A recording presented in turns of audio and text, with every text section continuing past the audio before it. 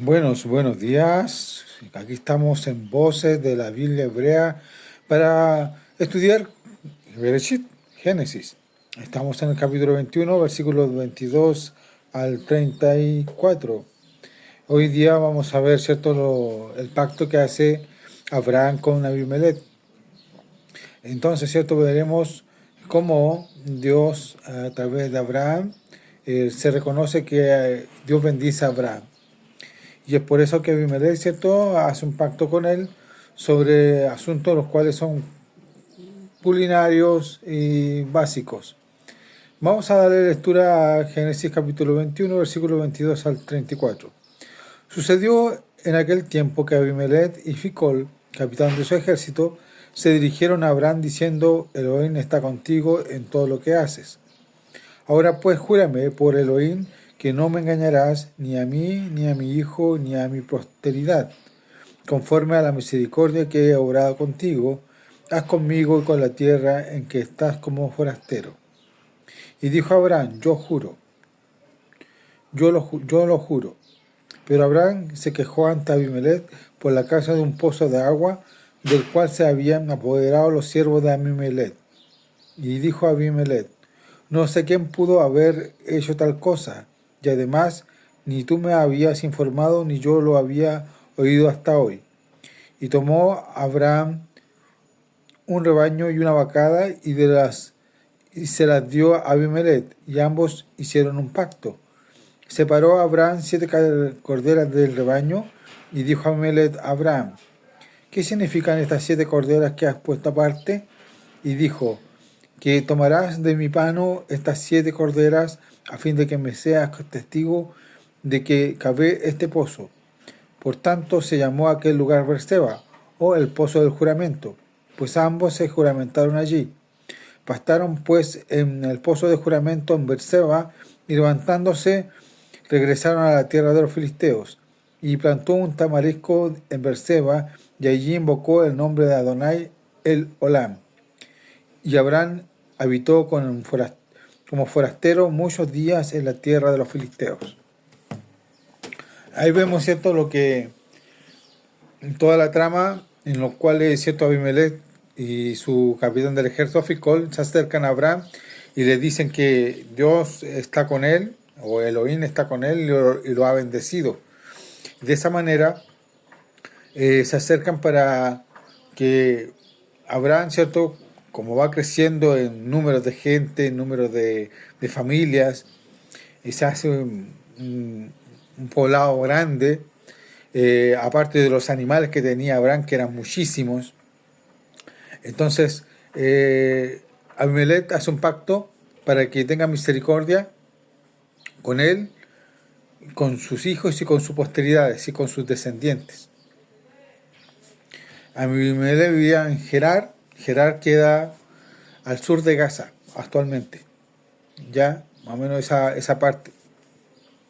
Y en esa parte, ¿cierto?, cuando salieron los israelitas de Egipto después de dar 40 años, esa parte quedó para la tribu de Manases, una de las tribus que no pasó el Jordán.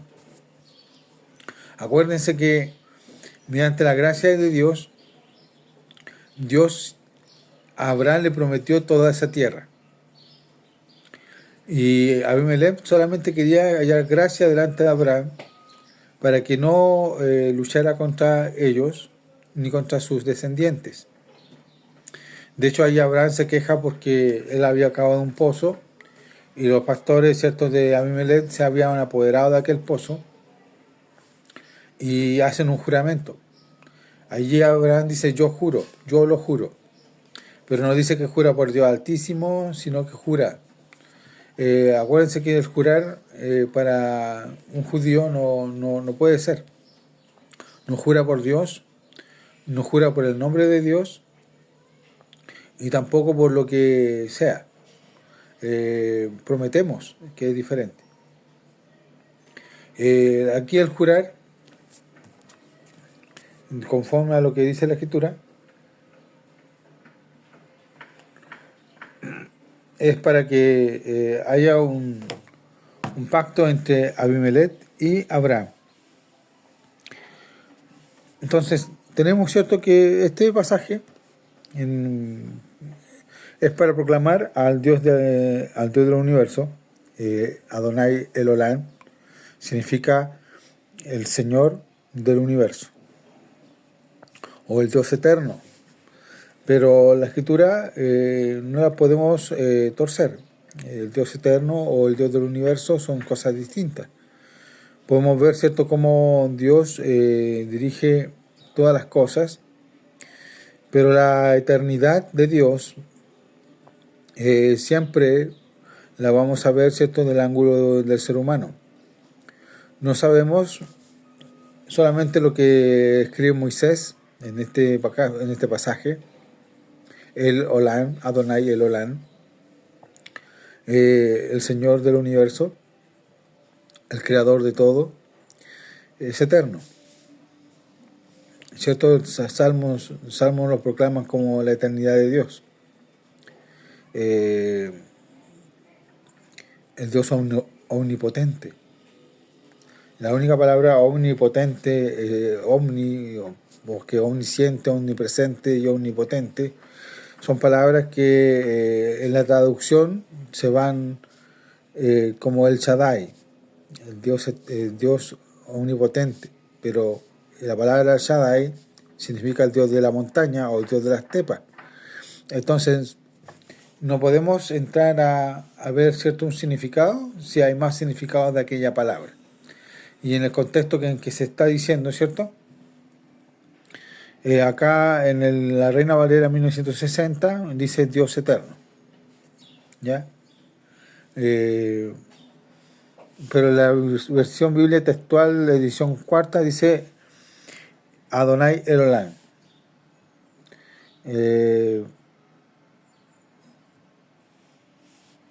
En las versiones de la Reina Valera, ya sea en 1909, 1917, aparece como el Dios eterno.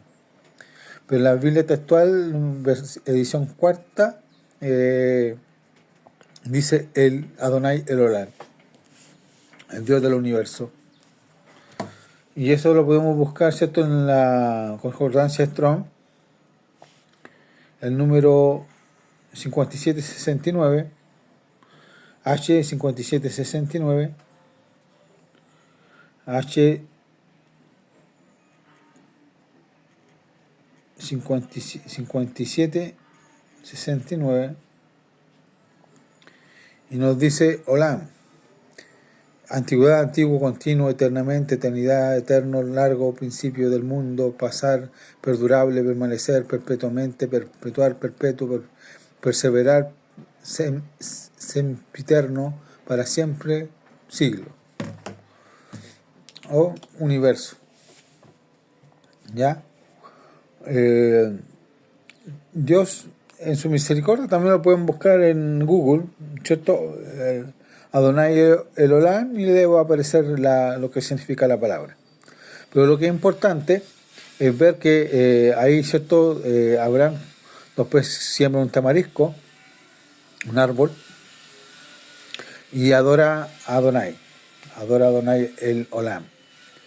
Es importante que siempre Abraham en su vida cotidiana estaba adorando a Dios. Y es por eso que para nosotros es importante adorar a Dios, donde estemos, en el lugar que estemos, sea de visita en un lugar, sea que estemos en casa, sea que vayamos viajando, sea donde sea, debemos adorar a Adonai, a Hashem, para poder vivir de acuerdo a la voluntad del que hizo los cielos y la tierra, el mar y la fuente de las aguas. Es por eso que nuestro temor debe ser el principio de nuestra sabiduría, conforme a lo que dice Proverbios capítulo 1, versículo 7. El principio de la sabiduría es el temor a Jehová. Y ese debe ser nuestro resguardo, de vivir de acuerdo a los principios de Adonai, de vivir como vida todos los preceptos de Hashem y seguir caminando para poder vivir eternamente. Que el Señor le bendiga, que se suscriban al canal de YouTube y podamos vivir de acuerdo a la voluntad de Dios esta semana. Que Dios les bendiga.